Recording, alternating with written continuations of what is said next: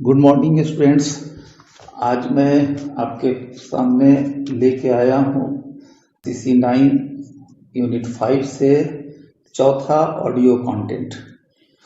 इस audio content का title है नेशनल पॉलिसी ऑन प्रिजन, अर्थात कारागृहों के संबंध में राष्ट्रीय नीति। आपको मैं बता दूं कि ये एक लंबा और ऐसे टाइप का आपको क्वेश्चन है, आपको आएगा परीक्षा में। और ये भी एक हिस्टोरिकल ही तरीके से आप इसको लिखेंगे। जैसे मैंने पिछले ऑडियो कंटेंट में आपको हिस्ट्री ऑफ प्रिजन रिफॉर्म के बारे में बताया था, तो ये भी एक क्रमिक प्रक्रिया है जिसके तहत जो है हम राष्ट्रीय पॉलिसी के स्टेज तक अब पहुंच रहे हैं। तो आइए इस चैप्टर को शुरू करते हैं। भारत में कारागृह सुधार की प्रक्रिया ब्रिटिश शासन काल में ही प्रारंभ हो चुकी थी। विश्व स्तर पर दंड के सुधारवादी दर्शन को मान्यता मिलते ही कारागृहों की संरचना, उसके कार्यों तथा उद्देश्यों में बदलाव का एक क्रमिक सिलसिला प्रारंभ हो गया। धीरे धीरे ही सही भारत में भी दंड का स्वरूप ज्यादातर मामलों में रिट्रीब्यूटिव तथा डेटरेंट नहीं रहकर रिफॉर्मेटिव प्रकृति से संबंधित हो गया। 1836 में गठित प्रथम इंडियन जेल रिफॉर्म कमेटी की सिफारिशों को लागू करने से प्रारंभ होकर स्वतंत्रता के पश्चात भी सुधारों का एक निरंतर सिलसिला बना रहा। इन सुधारों में मुख्यतः अपराधियों का उम्र, लिंग तथा अपराध की प्रकृति के दृष्टिकोण से वर्गीकरण करना तथा उन सबके लिए अलग अलग तरह के कारागृहों, सुधार गृहों तथा बोस्टल होम्स की स्थापना करना, उनके शिक्षण, प्रशिक्षण तथा पुनर्वास की व्यवस्था करना तथा समुदाय आधारित सुधार कार्यक्रमों जैसे परिवीक्षा, पैरोल, खुली जेल, उत्तर रक्षा सेवाएं इत्यादि को मजबूती से लागू करना भी जारी रहा।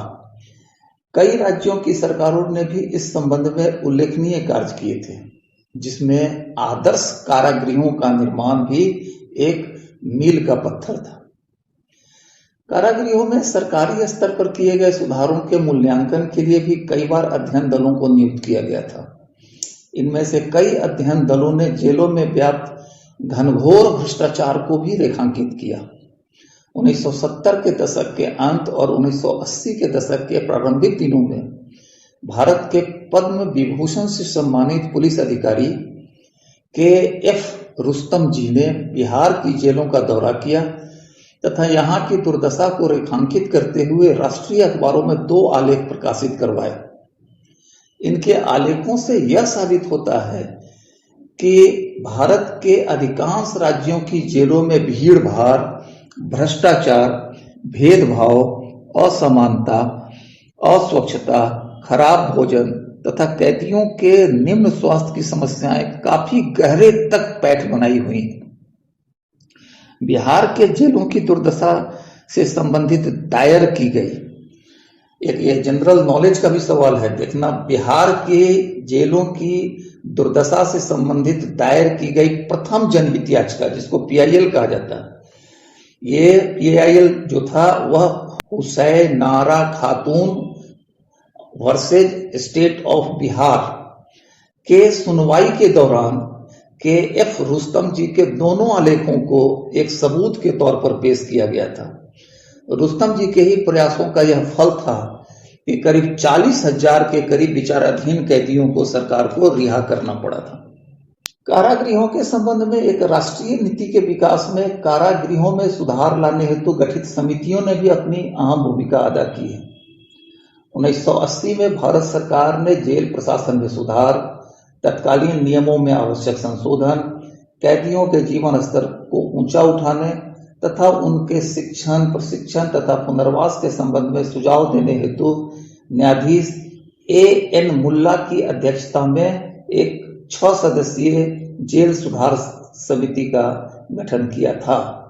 ये नाम आपको AN मुल्ला कमेटी की चर्चा हमने जो है अपने पिछले ऑडियो कंटेंट में भी आपके सामने रखी थी। इस समिति ने 1983 में अपनी रिपोर्ट सरकार को सौंपी थी। इस रिपोर्ट में कुल 658 तरह के सुझाव दिए गए थे, जिसमें से कुछ मुख्य अनुशंसाएं हम लोग रेखांकित कर रहे हैं। पहली जो अनुशंसा थी वह यह कि चूंकि कारागृह राज्य सूची का एक विषय है और केंद्र को इस संबंध में कुछ भी करने की सीमित गुंजाइश है, अतः इस विषय को समवर्ती सूची या कंकरेंट लिस्ट में लाया जाए। दूसरी अनुशंसा, सरकार को कारागृहों के संबंध में एक राष्ट्रीय नीति बनानी चाहिए। नेक्स्ट, सरकार को कारागृहों के राष्ट्रीय आयोग का गठन करना चाहिए जो कारागृहों से संबंधित वार्षिक प्रतिवेदन को संसद में रख सके। नेक्स्ट, हर राज्य तथा हर केंद्र शासित प्रदेश में कारागृह एवं सुधारवादी सेवाओं से संबंधित एक पृथक विभाग को स्थापित किया जाना चाहिए। नेक्स्ट, सरकार को चाहिए कि वह एक सुसंगठित कारागृह कैडर को विकसित करने का प्रयास करे जो उसके सेवा संबंधी आवश्यकताओं को पूरा कर पाने में सक्षम हो। नेक्स्ट, कारागृह एवं सुधार सेवाओं से संबंधित एक अखिल भारतीय सेवा को सरकार द्वारा गठित किया जाना चाहिए ताकि इस क्षेत्र में भी दक्ष और कुशल लोगों का प्रवेश हो सके। नेक्स्ट, अपराध विज्ञान तथा दंड विज्ञान के क्षेत्र में अनुसंधान कार्य को सरकार द्वारा प्रोत्साहित किया जाना चाहिए ताकि बदलते समय में अपराध के प्रतिमानों तथा तरीकों से न सिर्फ परिचित हुआ जा सके बल्कि अपराधियों को वर्गीकृत करना भी संभव हो सके। नेक्स्ट, कारागृहों और कैदियों के प्रबंधन से संबंधित सिद्धांत को राज्य के नीति निर्देशक तत्वों, इसको directive principles of state policy DPSP के अंतर्गत समावेशित किया जाना चाहिए। नेक्स्ट, सरकारी शिथिलता के कारण विचाराधीन कैदियों को जेल में नहीं रोकना चाहिए बल्कि एक त्वरित सुनवाई एवं सरल जमानत प्रक्रिया को अपनाया जाना चाहिए। नेक्स्ट, समिति ने यह भी सुझाव दिया कि सरकार को कारावास के विकल्प के रूप में सामुदायिक सेवाओं, संपत्ति की जब्ती, क्षतिपूर्ति का भुगतान तथा सार्वजनिक निंदा आदि को प्रयोग में लाना चाहिए। नेक्स्ट, हर एक जेल, हिरासत तथा पुनर्वास केंद्रों को रहने के हिसाब से इस तरह होना चाहिए ताकि वहां मानव गरिमा की रक्षा पूरी तरह हो सके, साथ ही रहने का स्थान, उसकी सफाई और स्वच्छता, खाना, कपड़ा तथा औषधीय सुविधा की व्यवस्था इसके लायक होनी चाहिए। नेक्स्ट, अपराधियों के लिए विभिन्न प्रकार की शिक्षण की व्यवस्था भी उपलब्ध होनी चाहिए ताकि उनमें काम करने की आदत, कौशल, सकारात्मक मनोवृत्ति, व्यवहार में सुधार के साथ साथ सामाजिक और नैतिक मूल्यों का बीजारोपण हो सके। नेक्स्ट, उचित मजदूरी का भुगतान, छुट्टियों से संबंधित सुविधा तथा समय पूर्व रिहाई की व्यवस्था होनी चाहिए ताकि उनके व्यवहारों में सुधार लाया जाना संभव हो सके। नेक्स्ट, कैदियों हेतु बनाए गए बैरकों के अंदर पर्याप्त सुरक्षा की व्यवस्था की जानी चाहिए। नेक्स्ट, कैदियों के मानवाधिकार को प्रबंधन द्वारा सुरक्षित रखना चाहिए। नेक्स्ट, जरूरतमंद कैदियों हेतु मुफ्त कानूनी सुविधा को उपलब्ध कराया जाना चाहिए। नेक्स्ट, 18 वर्ष से कम उम्र के बालकों को जेल नहीं भेजकर अलग अलग संस्थाओं में रखा जाना चाहिए तथा उसके शिक्षण, प्रशिक्षण और पुनर्वास की पूरी व्यवस्था की जानी चाहिए। नेक्स्ट, 18 से 21 वर्ष तक के किशोर अपराधियों को भी वयस्कों के जेलों में नहीं रखा जाना चाहिए। नेक्स्ट, मानसिक तौर पर कमजोर कैदियों की देखभाल तथा इलाज की व्यवस्था की जानी चाहिए। नेक्स्ट, अहिंसक, सामाजिक, आर्थिक, राजनीतिक आंदोलनकारियों को नियमित कैदियों के साथ नहीं रखा जाना चाहिए। और लास्ट, बंदियों से संबंधित कार्यक्रमों हेतु समाज के स्वैच्छिक सहभागियों को प्रोत्साहित करना चाहिए। समुदाय के प्रतिष्ठित लोगों के द्वारा समय समय पर जेलों का दौरा कर उसकी रिपोर्ट सक्षम पदाधिकारियों को प्रस्तुत की जानी चाहिए। तो ये था एन मुल्ला कमेटी द्वारा जो अनुशंसाएं की गई थी उसके मुख्य बिंदु थे। वैसे तो उन्होंने बहुत सारी अनुशंसाएं की थी, जिसकी संख्या हमने बताई कि कुल 658 अनुशंसाएं की थी, लेकिन हमने यहाँ पर मात्र 18-20 के करीब आपको उसमें से छांट करके अनुशंसाओं को आपके सामने प्रस्तुत किया है। 1987 में जस्टिस B.R. कृष्णा अय्यर की अध्यक्षता में एक और समिति का गठन किया गया था, जिसने अपनी रिपोर्ट 1987 में प्रस्तुत की, जिसमें खास तौर पर महिला कैदियों के संबंध में सुधार के लिए सुझाव दिए गए, जो बाद में राष्ट्रीय नीति का हिस्सा बना। इनके द्वारा प्रस्तुत जो सुझाव थे उसमें से कुछ को हम लोग अभी आपके सामने रखेंगे। नंबर 1 है, महिला कैदियों के गरिमा का ध्यान रखा जाना चाहिए, चाहे वे किसी भी आपराधिक संहिता के उल्लंघन के दोषी हों। इस हेतु हर संभव परिवार और विवाह संबंधी, नैतिकता संबंधी एवं अध्यात्म संबंधी संसाधनों का प्रयोग किया जाना चाहिए। नेक्स्ट है, चूंकि महिला सीमांत समूहों से संबंधित हो, सीमांत मतलब मार्जिनलाइज्ड, चूंकि महिलाएं सीमांत समूहों से संबंधित हैं तथा जेलों के अंदर भी शोषण के दृष्टिकोण से संवेदनशील होती है, इस कारण महिला कैदियों के लिए अलग अलग संस्थाओं को स्थापित किया जाना चाहिए तथा वहां सिर्फ महिला कर्मियों को ही नियुक्त किया जाना चाहिए। मतलब ये कहना चाहते हैं कि जेलों के अंदर भी महिलाओं का शोषण पॉसिबल है, इसलिए उनका जेल अलग होना चाहिए और ज्यादातर उसके जो कर्मी हो वो महिला ही होनी चाहिए। नेक्स्ट है, समिति ने इस बात पर बल दिया कि महिलाओं के लिए सुरक्षा, अनुशासन, होलिस्टिक प्रोग्राम जिसको कहते हैं समग्रतावादी कार्यक्रम, कारागृहों का स्तरीय होना तथा मानवाधिकार जैसे घटकों को लागू किया जाना आवश्यक है, ताकि इसकी मदद से वे किसी भी तरह की मानसिक विकृति एवं विक्षिप्तता की शिकार होने से बच सके। और सेकेंड लास्ट है, विचाराधीन महिला कैदियों की सुनवाई तथा जमानत प्रक्रिया त्वरित होनी चाहिए तथा इस दौरान उन्हें अपने प्रियजनों से मिलने की आजादी तथा सुविधा प्राप्त होनी चाहिए। और आखिर में है कि यह देखा गया है कि पुरुष कैदियों की तुलना में महिला कैदी न्यायालय के समक्ष अपने को बचाने में ज्यादा असमर्थ होती है, इसलिए सरकार को यह चाहिए कि हर एक महिला कैदी को मुफ्त कानूनी मदद उपलब्ध कराए। अब आते हैं एक और हम लोग कमिटी की बात करें। ये 2005 में गठित की गई थी।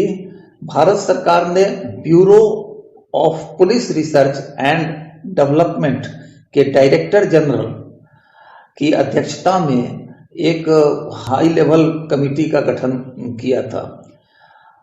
इसको शॉर्ट में कहा जाता है BPR&D, bureau of police research and development. इसी के डायरेक्टर जनरल की अध्यक्षता में गठित किया गया था यह हाई लेवल कमिटी। और इस समिति ने जस्टिस मुल्ला समिति जो 1983 में अपनी रिपोर्ट दी थी और जस्टिस कृष्णा अय्यर समिति जिन्होंने 1987 में अपनी रिपोर्ट दी थी, इन दोनों के रिपोर्टों के को आधार बनाते हुए और उसमें कुछ नई बातों को जोड़ते हुए नई अनुशंसाएं की। इस समिति ने पहली बार कैदियों के लिए कानूनी सहायता उपलब्ध कराने वाले अधिकारी की नियुक्ति, उत्तर रक्षा सेवाओं को उपलब्ध कराने तथा पुनर्वास की व्यवस्था की अनुशंसा की। इस समिति ने पहली बार national policy of prison reform and correctional administration 2007 के ड्राफ्ट का माने प्रस्ताव को तैयार किया। इसे कानूनी रूप इस कारण से नहीं दिया जा सका है क्योंकि अभी तक कारागृह प्रशासन समवर्ती सूची में नहीं आ पाया है। उक्त ड्राफ्ट राष्ट्रीय नीति के अंतर्गत कारागृहों, कैदियों तथा संपूर्ण कारागृह सुधार प्रशासन को उन्नत बनाने तथा अंतर्राष्ट्रीय संस्थाओं के मानक पर खरा उतारने के लिए अनेकों सुझाव तथा अनुशंसाएं की गई हैं, जिसको हम लोग कुछ पॉइंट्स में देख सकते हैं। तो इसमें पहला पॉइंट होगा कि कैदियों के अधिकार संबंधी सुझाव या प्रावधान जो कि इस ड्राफ्ट नेशनल पॉलिसी में दिए गए हैं। तो पहला था कैदियों के अधिकार संबंधी प्रावधान या सुझाव। इसके तहत हम 3-4 बिंदुओं पर अपनी बात कहेंगे। इसमें पहला है, कैदियों को उनके अधिकार से वंचित नहीं किया जाना चाहिए। दूसरा, गर्भवती तथा नवजात शिशुओं वाली महिला कैदियों के पैरोल की व्यवस्था होनी चाहिए ताकि वे परिवार और समाज के बीच शिशुओं को जन्म दे सकें तथा देखरेख भी कर सकें। तीसरा, पैरोल की अर्जी को यह कहकर कि कैदी द्वारा एक ही तरह का आधार बार बार रखा जा रहा है अथवा इसे कानून व्यवस्था के उल्लंघन का खतरा हो सकता है, खारिज नहीं किया जा सकता। एसएसपी को इस संबंध में कारण स्पष्ट करना होगा क्योंकि उस कैदी को पैरोल ग्रांट नहीं क्यों उस कैदी को पैरोल ग्रांट नहीं दिया गया तथा उस प्रक्रिया में कैदी की तरफ से प्रतिनिधित्व किस रूप में था। ये बड़ा कड़ा जो है प्रोविजंस किया गया कि एसएसपी को भी इस संबंध में कारण स्पष्ट करना होगा कि क्यों उस कैदी को पैरोल ग्रांट नहीं दिया गया तथा उस प्रक्रिया में कैदी की तरफ से क्या कोई प्रतिनिधित्व था, मतलब कैदी की तरफ से कोई पैरवी करने वाला वहां था या नहीं था, या मनमाना अपने निर्णय लिया। आदतन अपराधियों के मामले में समय पूर्व रिहाई का नहीं किए जाने का प्रावधान भी किया गया। और चौथा है कि शिशु गृह की व्यवस्था बाहर में किया जाना चाहिए ताकि महिला कैदी वहां अपने शिशुओं से मिल सकें या दूध वगैरह पिला सके। दूसरा जो सेक्शन है वह है चिकित्सा संबंधी प्रावधान और सुझाव। इसमें नंबर 1 है, कारागृहों में रहने वाले हर व्यक्ति के लिए एक बेहतर चिकित्सा सुविधा उपलब्ध कराई जानी चाहिए। केंद्रीय कारागृहों में तो साधनों से लैस जांच प्रयोगशाला, जिसको कहते हैं लैब, की भी व्यवस्था होनी चाहिए। नेक्स्ट है, महिला कारागृहों में एक महिला डॉक्टर एवं नर्स की व्यवस्था होनी चाहिए जिसमें महिला कैदियों की चिकित्सा जांच तथा वार्षिक चिकित्सा जांच की व्यवस्था संभव हो सके। नेक्स्ट है, मुख्य चिकित्सा अधिकारी जिसको सीएमओ कहा जाता है कि हर महीने कारागृहों में नियमित निरीक्षण और जांच की व्यवस्था होनी चाहिए ताकि पानी और भोजन के सैंपल की भी जांच की जा सके। नेक्स्ट, डाइटिशियन द्वारा कैदियों के डाइट मेनू को इस तरह बनाया जाना चाहिए ताकि उसका स्वास्थ्य उत्तम रहे। नेक्स्ट, कारागृहों में दवा की आपूर्ति पर्याप्त मात्रा में होनी चाहिए। आकस्मिक दशा में अधीक्षक को भी दवा क्रय करने की अनुमति दी जानी चाहिए। नेक्स्ट, कैदियों की संख्या के अनुपात में मेडिकल इंफ्रास्ट्रक्चर उपलब्ध होना चाहिए। कैदियों की संख्या 50 हो तो वहां अनिवार्यतः डिस्पेंसरी की व्यवस्था होनी चाहिए।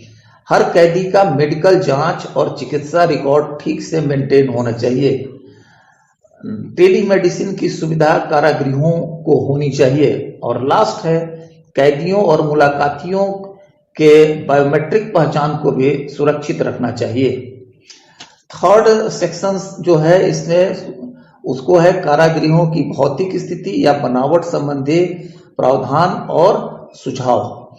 इसमें नंबर 1 है, कारागृहों को भीड़ भाड़ से बचाने के लिए कैदियों को शहर के बाहरी इलाकों में बने ऐसे निजी सरकारी पार्टनरशिप वाले कारागृह में स्थानांतरित करना चाहिए जहां का व्यवस्थापन निजी हाथों में हो। दूसरा, यहां एक आधुनिक प्रशासनिक भवन का निर्माण किया जाना चाहिए ताकि जेल के अंदर की हर गतिविधि को आधुनिक तकनीकों से मॉनिटर किया जा सके।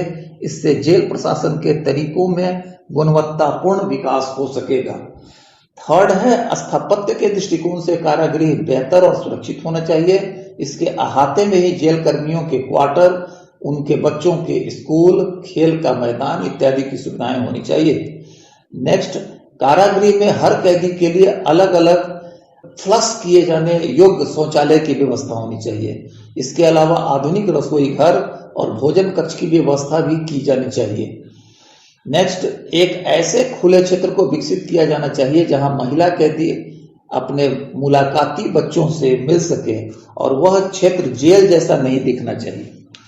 अब आते हैं चौथे सेक्शन में। यह सुझाव दिया गया था कारागृह प्रशासन संबंधी। इसमें नंबर 1 है, कारागृह प्रशासन का संचालन इस प्रकार होना चाहिए कि वे आर्थिक दृष्टि से आत्मनिर्भर, कम खर्चीले और गतिशील प्रकृति के हों। नेक्स्ट, विचाराधीन और सजा याफ्ता कैदियों को यथासंभव अलग अलग रखना चाहिए तथा उनके अलग अलग ट्रेनिंग प्रोग्राम में उनको शामिल किया जाना चाहिए। विचाराधीन कैदियों के लिए काम किए जाने को जरूरी बनाना चाहिए ताकि उनकी जरूरत उनके द्वारा उपार्जित संसाधनों से पूरी हो सके।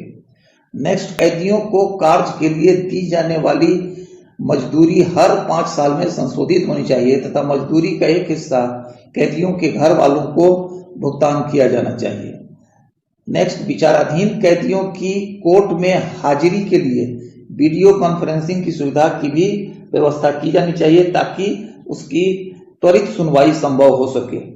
नेक्स्ट, त्वरित सुनवाई के लिए या तो अदालतों में 2 शिफ्ट में सुनवाई की व्यवस्था हो या फिर अतिरिक्त जजों की नियुक्ति की जाए।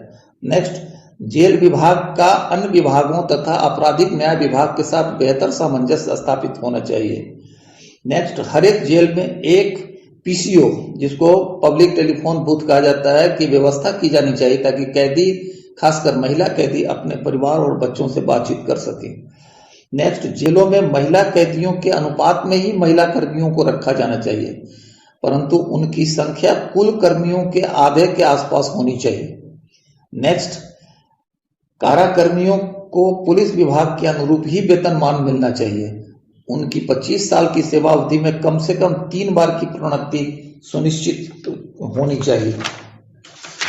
नेक्स्ट है, कारा विभाग का प्रमुख कारा केडर के अधिकारी को ही बनाना चाहिए। यदि किसी विशेष परिस्थिति में डेपुटेशन पर अन्य की नियुक्ति की जाती है तो उसकी अवधि कम से कम 3 साल की अवश्य होनी चाहिए ताकि उसकी भूमिका प्रभावी हो सके। अब 5वें सेक्शन में हम आते हैं। इसमें जो कानूनी सहायता या एड दिए जाने संबंधी प्रावधान की भी अनुशंसा की गई है इस ड्राफ्ट नेशनल पॉलिसी में। इसमें पहला है, कैदियों को कानूनी सहायता दिए जाने संबंधी प्रावधानों, संबंधित अधिकारियों उनसे मिलने के समय के संबंध में सूचनाएं साफ साफ सूचना पट पर प्रदर्शित होनी चाहिए ताकि कैदियों और मुलाकातियों को इसकी ठीक से जानकारी हो सके। नेक्स्ट है, इस कार्य हेतु एनजीओ तथा लॉ स्टूडेंट्स की भी मदद ली जानी चाहिए जो अक्सर कैदियों और उनके परिवार वालों से मिलकर उन्हें उचित कानूनी सहायता उपलब्ध कराने में मदद कर सके। हर कारा में लीगल एड सेल होना चाहिए जहां कैदियों के केस के रिकॉर्ड रखे हुए हों। और लास्ट है, हर कारा में लोक अदालत का प्रावधान किया जाना चाहिए। अब आते हैं 6ठे सेक्शन पर, कारावास के वैकल्पिक साधनों को प्रोत्साहित किए जाने संबंधी सुझाव। इसमें नंबर 1 है, न्यायपालिका द्वारा जमानत दिए जाने में उदारता बरतनी चाहिए। नंबर 2 है, अपराध के यौगिक किए जाने संबंधी प्रावधान। यौगिक का मतलब होता है कंपाउंडेबल, का रिव्यू किया जाना चाहिए। असल में क्या होता है कि वो कई अपराधों को एक साथ कलेक्ट कर लेता है। वो हर अपराध के लिए जितनी जितनी सजा है उसको जोड़ करके वो सजा देते हैं। तो इसको कहा गया है कि इसका रिव्यू किया जाना चाहिए। और तीसरा है, प्रोबेशन को ज्यादा प्रभावशाली बनाया जाना चाहिए। चौथा है, सामुदायिक सेवा योजना को 3 साल से कम सजा वाले अपराधों के संबंध में एक विकल्प के तौर पर अपनाया जाना चाहिए।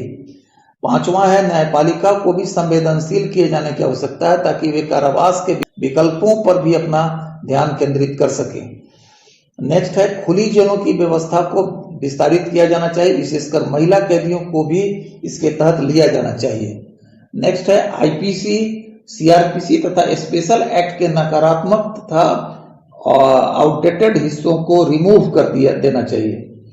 नेक्स्ट है, अखिल भारतीय जेल एवं सुधार सेवा को शुरू किया जाना चाहिए ताकि जेलों में उच्च पदों पर अधिकतम योग्य लोगों की भर्ती की जा सके। और लास्ट में कुछ अन्य सुझाव हैं।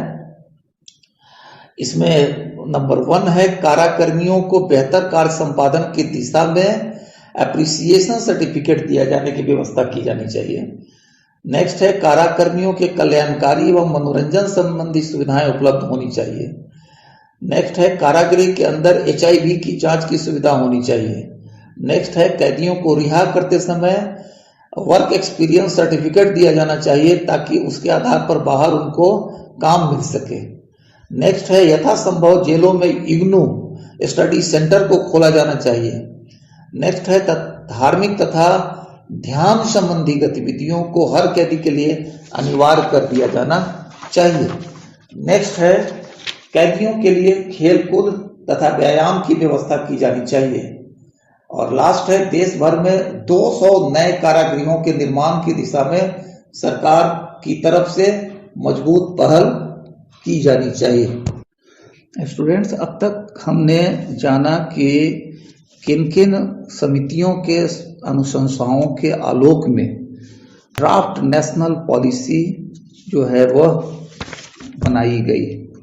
ये अलग बात है कि इस ड्राफ्ट नेशनल पॉलिसी को अभी तक सारे राज्यों से अप्रूवल नहीं मिला है, लेकिन यह एक मॉडल बना हुआ है किसी भी राज्य में कारागृह सुधार से संबंधित किसी भी नीति के निर्धारण में। यह एक मॉडल बना हुआ है। अब आते हैं हम लोग के इतनी सारी समितियों की सुझाव, अनुशंसाएं, और फिर उसके बाद ये नेशनल पॉलिसी बनाई गई, तो आखिर इस सब का असर क्या हुआ है। हम बात करते हैं क्या आज के जेलों की वर्तमान दशा क्या है, इस पर हम लोग विचार करते हैं। तो वर्तमान में किए गए अनेकों अध्ययनों तथा अंतर्राष्ट्रीय संस्थाओं की रिपोर्टों से यह तथ्य प्रकाश में आया है कि 2007 से लेकर अब तक जेलों की दशा में कोई खास परिवर्तन नहीं आया। आज भी जेलें सुधार गृह कम और यातना गृह अधिक प्रतीत होती हैं। संख्या के दृष्टिकोण से जेलें अंतर्राष्ट्रीय मानकों का खुल्लम खुल्ला उल्लंघन करती हैं। ज्यादातर जेलों में सजा याफ्ता कैदियों से काफी अधिक संख्या विचाराधीन कैदियों की है। 2016 के एक अध्ययन में पाया गया कि भारत में प्रति 10 लाख की आबादी पर 17 न्यायाधीश हैं, जो विश्व के संदर्भ में सर्वाधिक कम अनुपात में है। 2 करोड़ से भी अधिक मामले अदालतों में बराबर पेंडिंग रहते हैं तथा 67% कैदी विचाराधीन श्रेणी के हैं, जिसमें से आधे 6 साल से भी अधिक से अपनी सजा का इंतजार कर रहे हैं। अभी हाल ही में 2019 में विजय माल्या, आपने नाम सुना होगा, विजय माल्या किंगफिशर एयरलाइंस के जो मालिक थे, जो बंद हो गए, इनको यूके से, मतलब यूनाइटेड किंगडम से भारत में प्रत्यावर्तन करने के लिए एक मुकदमा चल रहा था, जिसमें भारत सरकार जो है उनको जो यहाँ उन्होंने बहुत सारे बैंकों के रुपए जो है वो नहीं लौटाए थे, उन पर लोन था, उनकी कुर्की जब्ती चल रही थी। इसलिए भारत सरकार ने प्रयास किया था कि यूके की अदालत में उनके प्रत्यर्पण का मतलब होता है कि अब इस हमारा मुजरिम है, अब ये इसको हमको सौंप दीजिए। इससे संबंधित मुकदमे में जो अभियुक्त विजय माल्या ने अपने बचाव में यह कहा कि भारत की जेलें अत्यंत गंदी, अस्वच्छकर तथा मानव की न्यूनतम जरूरतों को भी पूरा करने में असमर्थ है, अतः उसको भारत को नहीं सौंपा जाना चाहिए तथा यूके में ही मुकदमा चलाया जाना चाहिए। भारतीय पक्ष ने एक आदर्श कारा के रूप में विकसित बंबई के आर्थर रोड जेल की सुविधाओं को वहां की अदालत में वीडियो बनाकर पेश किया था, परंतु वह भी अपर्याप्त साबित हुआ तथा अभियुक्त को भारत में प्रत्यर्पित कराने में सफलता नहीं मिल पाई। नेशनल क्राइम रिकॉर्ड ब्यूरो, जिसको शॉर्ट में एनसीआरबी कहा जाता है, ने भारतीय जेलों में जगह की कमी से संबंधित एक ताजा आंकड़ा पेश किया। 2016 के अंत तक भारत में कुल 1412 कारागृह कार्यरत थे, जिनकी कुल क्षमता 3,80,876 के विरुद्ध कैदियों की वास्तविक संख्या 4,33,003 थी, अर्थात क्षमता से 13.7% ज्यादा कैदी जेलों में बंद थे। परंतु यह आंकड़ा औसत को दर्शाता है, एवरेज है, पूरे देश का एवरेज है। वास्तविकता कुछ और भी है। कुछ जेलों में, जैसे कि उत्तर प्रदेश की जेलों में हालत इतनी खराब है कि वहां क्षमता से 2.5 गुना से भी अधिक कैदी मौजूद हैं। ये नेशनल क्राइम रिकॉर्ड ब्यूरो ने इसके विश्लेषण में यह माना है कि या तो पुलिस ने बिना पुख्ता सबूत के शक के आधार पर कई लोगों को गिरफ्तार कर रखा है तथा चार्जशीट फाइल करने में भी काफी विलंब कर रहा है, या फिर गिरफ्तार लोग आर्थिक और कानूनी रूप से इतने कमजोर हैं कि वे अपनी जमानत हेतु पैरवी नहीं कर पा रहे हैं। यह जेलों में बढ़ती कैदियों की संख्या का एक बहुत बड़ा कारण है। एक और कारण यह भी देखा गया है कि न्यायालयों ने अघोषित रूप से यह तय कर रखा है कि कुल विचाराधीन कैदियों में से एक निश्चित प्रतिशत से अधिक को जमानत नहीं दी जाए ताकि उस पर भ्रष्ट होने का कोई आरोप नहीं लग पाए। वस्तुतः यह न्यायिक प्रक्रिया की कम संवेदनशीलता और यंत्रीकृत कार्य प्रणाली को ही दर्शाता है। नेशनल क्राइम रिकॉर्ड ब्यूरो ने भारत की जेलों में कैदियों की बढ़ती संख्या को प्रिवेंटिव डिटेंशन के बढ़ते मामलों से भी संबंधित किया है, खासकर जम्मू कश्मीर में, जहां 2015 में 90 कैदी इस श्रेणी से संबंधित थे, वही 2016 में इसकी संख्या 431 हो गई। वस्तुतः जो प्रिवेंटिव डिटेंशन होता है वह एडवांस में गिरफ्तार कर लेता है कि इस आदमी को अगर बाहर रखेंगे तो कुछ काम गड़बड़ करेगा, तो इसलिए कानून व्यवस्था को अगर ठीक ठाक रखना है तो उसको प्रिवेंटिव डिटेंशन के तहत उसको जेल के अंदर बंद करके रखो। तो यह प्रिवेंटिव डिटेंशन का भी जो मामला है वह जेलों में कैदियों की भीड़ को बढ़ा रहा है। जेलों की कुव्यवस्था का एक कारण उसका अंडर स्टाफ्ड होना, मतलब कि वहां बहुत कम आदमी नौकरी कर रहा है, मतलब जितनी जरूरत है उसकी तुलना में बहुत कम आदमी काम कर रहा है। 2016 में उत्तर प्रदेश में वार्डन के कुल 9000 सृजित पदों के विरुद्ध मात्र 4000 ही कार्यरत थे, अर्थात वैसे राज्य जहां जेलों की क्षमता से 2.5 गुने के लगभग कैदी वहां पाए जाते हैं, वहां वार्डन की संख्या आधी से भी कम है। वस्तुतः यह स्थिति जेलों में कुव्यवस्था को बढ़ाती है। यही कारण है कि भारतीय जेलों में कैदियों की अप्राकृतिक मृत्यु, अननेचुरल डेथ जिसको कहते हैं, तथा उनके द्वारा आत्महत्या कर लिए जाने की दर 2015 से 16 के बीच 115 से बढ़कर 231 लगभग दुगना हो गया है। नेशनल ह्यूमन राइट्स कमीशन की 2014 की प्रकाशित एक रिपोर्ट में कहा गया है कि जिस व्यक्ति की कमजोर मानसिक दशा के कारण आत्महत्या किए जाने की संभावना जेलों के बाहर लगभग 50% होती है, वह जेलों के अंदर बढ़कर 75% हो जाती है। यह साबित करता है कि कमजोर मस्तिष्क के कैदियों के लिए जेलों में ज्यादा प्रतिकूल माहौल होता है और उसी प्रतिकूल माहौल के तहत वो आत्महत्या के लिए मोटिवेट हो जाते हैं। समानतः ऐसा इसलिए होता है क्योंकि मेंटल हेल्थ प्रोफेशनल्स की नियुक्ति में भी शिथिलता बरती जाती है। नेशनल क्राइम रिकॉर्ड ब्यूरो के अनुसार 2016 में 21,650 कैदियों पर सिर्फ एक मेंटल हेल्थ प्रोफेशनल्स की नियुक्ति भारत में देखी गई है। एक और भी अध्ययन है, भारतीय जेलों में बंद कैदियों में सबसे अधिक संख्या 3 समूहों मुस्लिम, दलित और आदिवासी से मिलती है। नेशनल क्राइम रिकॉर्ड ब्यूरो के 2015 की रिपोर्ट के अनुसार इन तीनों समूहों की संयुक्त आबादी भारत की कुल आबादी का 38% है, परंतु जेलों में इन्हें कैदियों के रूप में जो प्रतिनिधित्व मिला हुआ है वह 53% है। यह इन समूहों के प्रति प्रशासन के रवैये तथा इनकी कमजोर सामाजिक आर्थिक दशा को अभिव्यक्त करता है। अलग अलग हम तोड़ करके इस आंकड़े को देखें तो मुस्लिमों की आबादी भारत की कुल आबादी का 13.4% है, लेकिन जेलों में 20% का ये प्रतिनिधित्व करते हैं। दलितों की आबादी कुल 16.6% है, जेलों में इनकी आबादी 22% है। आदिवासियों का कुल आबादी में प्रतिशत 8.6% है, जबकि जेलों में ये 11% का प्रतिनिधित्व करते हैं। और इसी को जोड़ करके निकाला गया है कि इनकी कुल आबादी जो है, तीनों समूहों की कुल आबादी 38.6% है, लेकिन जेलों में ये 53%, मतलब आधे से अधिक कैदी इन्हीं तीनों समूहों से संबंधित है। 2017 में लॉ कमीशन ऑफ इंडिया ने जेलों में सुधार करने के संबंध में एक खास रिकमेंडेशन विचाराधीन कैदियों के संबंध में दिया था। कमीशन ने यह सुझाव रखा कि जिन विचाराधीन कैदियों के गुनाहों के लिए अधिकतम 7 साल की कैद का प्रावधान हो तथा उसने विचाराधीन कैदी के रूप में लगभग 1/3 सजा काट ली हो, उन्हें जमानत पर छोड़ दिया जाना चाहिए।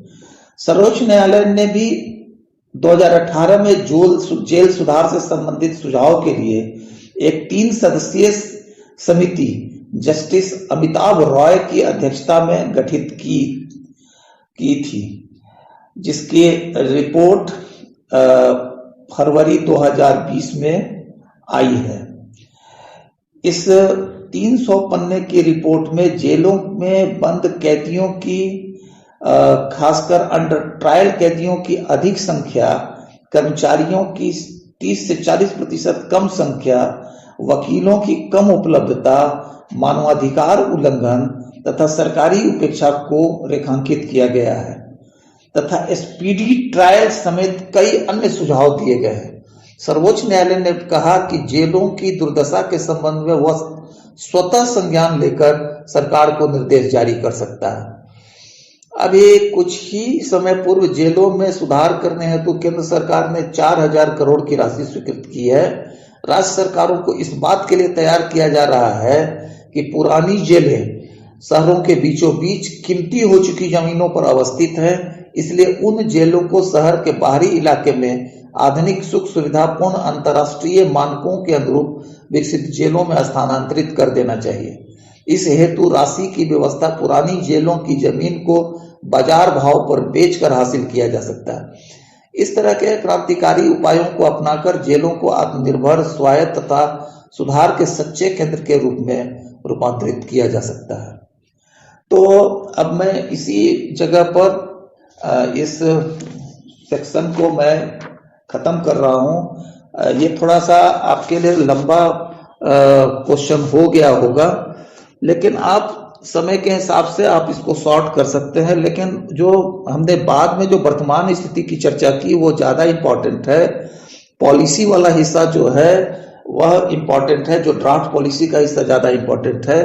और शुरू में जस्टिस मुल्ला कमेटी जो है और जस्टिस VR कृष्णा अय्यर समिति की जो रिपोर्ट है उसको आप थोड़ा सा सॉर्ट कर सकते हैं, तो आप इसको अपने समय के हिसाब से बैलेंस कर लेंगे। तो आज के लिए बस इतना ही। आशा है कि आप अच्छे से पढ़ाई कर रहे हैं और हम लोग कोशिश कर रहे हैं कि आपको समय चूंकि एक्स्ट्रा मिल गया इसलिए आपको डिटेल में सब कुछ पढ़ा दिया जाए। शायद क्लास में इतना समय नहीं मिलता था जो हम आप लोगों को इतना डिटेल में बताते हैं, लेकिन यहाँ अभी चूंकि हम लोग घर पर फ्री है, दिन भर घर में रह के पढ़ते ही रहते हैं, तो ऐसे में आपके लिए भी सामग्री जुटा पाना हम लोगों के लिए थोड़ा समय मिल चुका है इसके लिए, और हम लोग के लिए भी थोड़ा आसान हो गया। तो आप लोग एक तरह से अपने आप को लकी फील करिए और हम लोग लॉकडाउन का एक पॉजिटिव इस्तेमाल करते हुए अपने आप को रीच करें। हम लोग टीचर लोग भी रीच कर रहे हैं, आप लोग भी रीच करिए। तब तक के लिए best of luck and good bye.